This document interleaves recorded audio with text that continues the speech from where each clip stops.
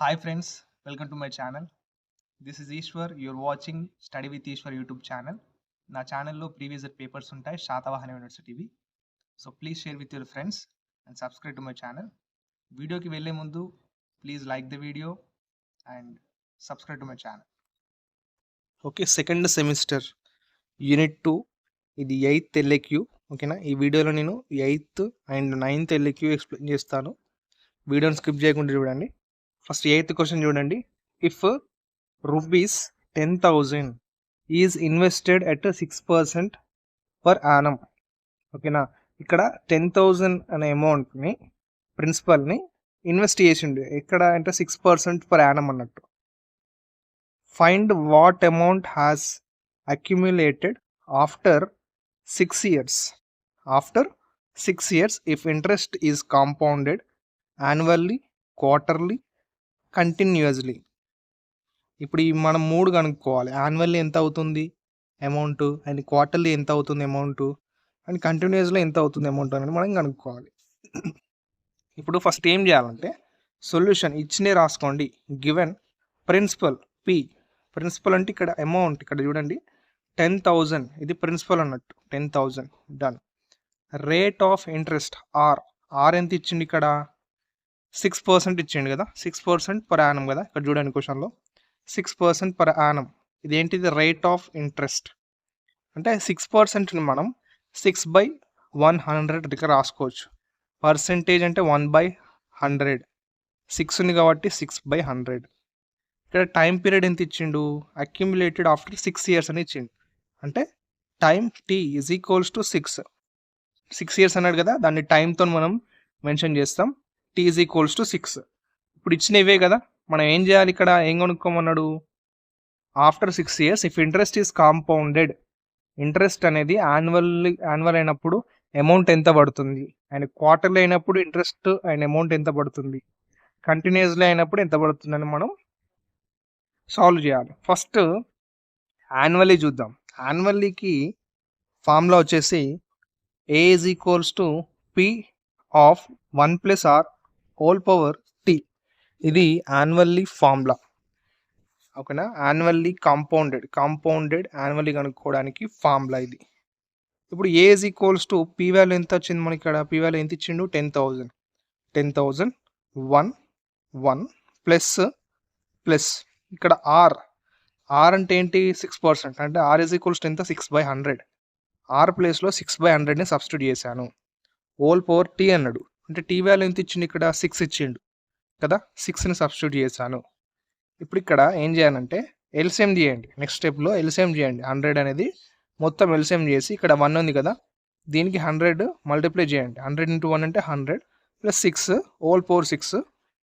And ఇక్కడ 100 + 6 అంటే 106/100 whole power 6. ఇప్పుడు దీన్ని ఏ ఈజ్ ఈక్వల్స్ టు ఇంత వచ్చింది. దీన్ని సాల్వింగ్ అన్ని చేస్తే మనకు ఏ వాల్యూ అనేది అమౌంట్ యాన్యువల్లీ ఇంట్రెస్ట్ ఎంత అవుతుందంటే, ఇది ఏ అంటే అమౌంట్ అండి. ఓకేనా, అమౌంట్ ఇక్కడ ఎంత వచ్చింది 14185.1911. ఇది మీరు గుర్తుంచుకోవాలి. ఫస్ట్ ఇక్కడ వరకు అయితే రాయండి. ఎగ్జామ్లో క్వశ్చన్ వస్తే ఇక్కడ వరకు రాసి మీకు ఈ వాల్యూ అనేది గుర్తుంటే ఏంటి, ఏ ఈజ్ ఈక్వల్స్ టు 14185.1911. నేను చెప్తాను ఎలా గుర్తుంచుకోవాలో. ఫస్ట్ ఇంకోటి సెకండ్ వన్ చేద్దాం మనం. ఇక్కడ బి చూస్తున్నారు, లైక్ చేయట్లేదు వీడియోని. Please like the video and subscribe చేయకుండా చూస్తున్నారు చాలా మంది. సబ్స్క్రైబ్ చేయండి ప్లీజ్ సపోర్ట్ మీ. ఇక్కడ ఇప్పుడు బి ఏంటి, క్వార్టర్లీ కనుక్కోవాలి. ఏంటిది అమౌంట్.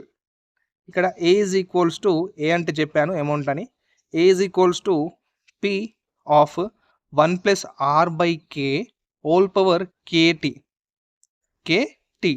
ఇది ఏంటిది ఫార్ములా, క్వార్టర్లీ కనుక్కోవడానికి ఫార్ములా. ఇప్పుడు A is equals to value substitute చేయండి.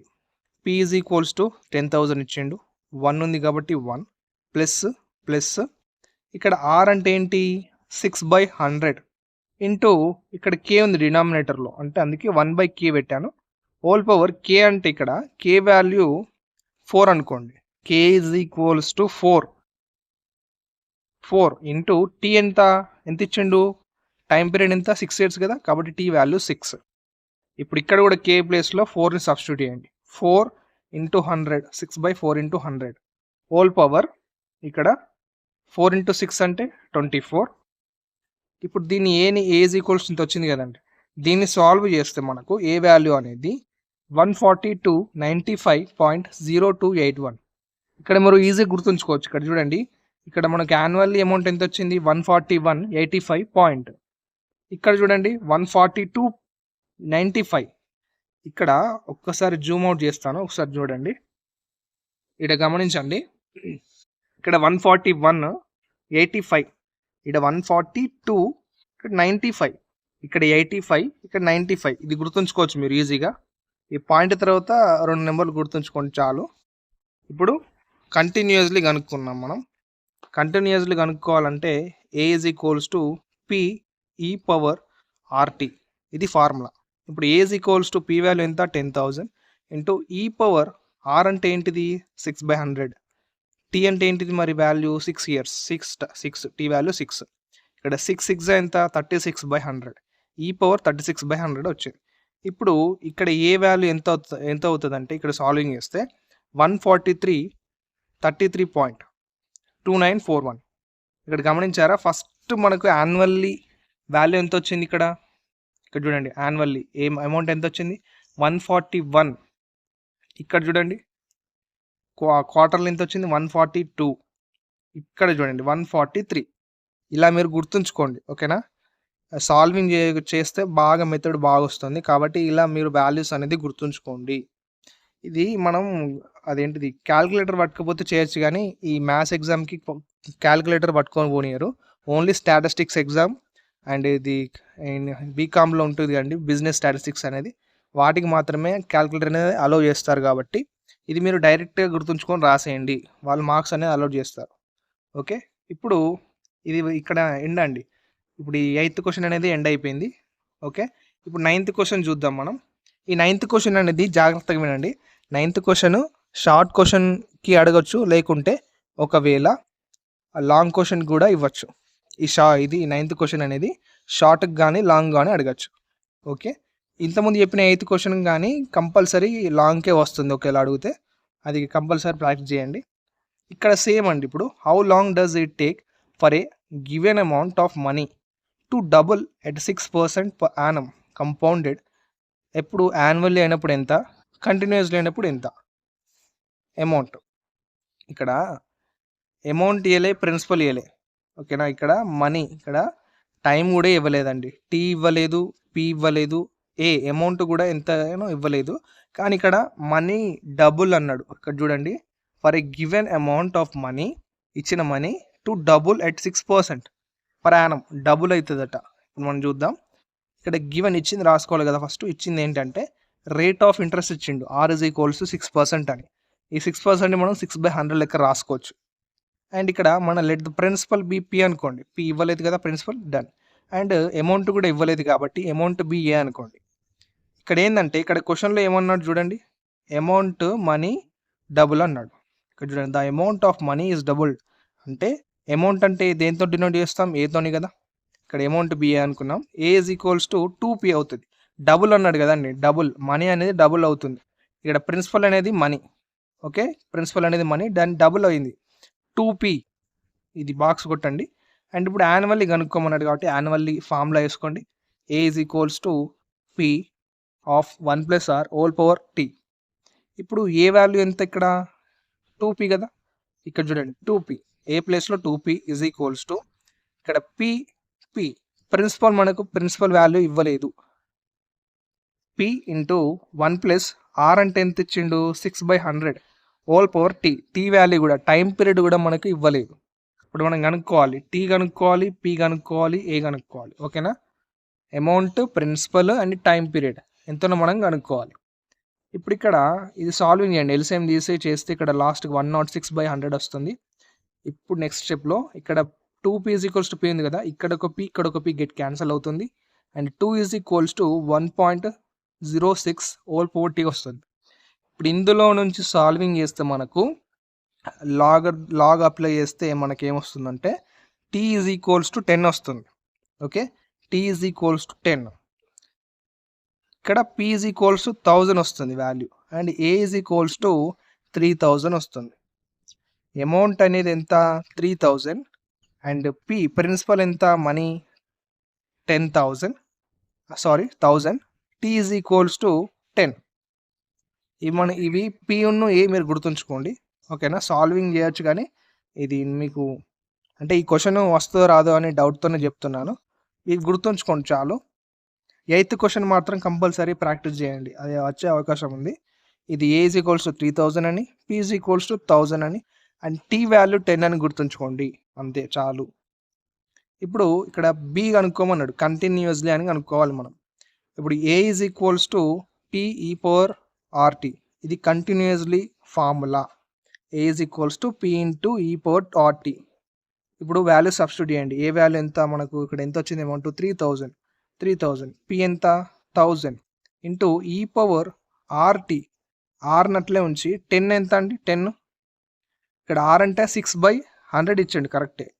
ఇక్కడ మనం r నట్లనే ఉంచి r/100 ఇవ్వండి. ఇప్పుడు r వాల్యూ ఇవ్వలేదు అనుకోండి, మనం r వాల్యూ ఇప్పుడు మనం ఇక్కడ కనుక్కోవాలి కంటిన్యూస్లో ఎంత ఇంట్రెస్ట్ పడుతుందని. r అంటే ఇంట్రెస్టే కదా, ఇక్కడ r వాల్యూ కనుక్కోవాలి కాబట్టి r% అంటే r/100.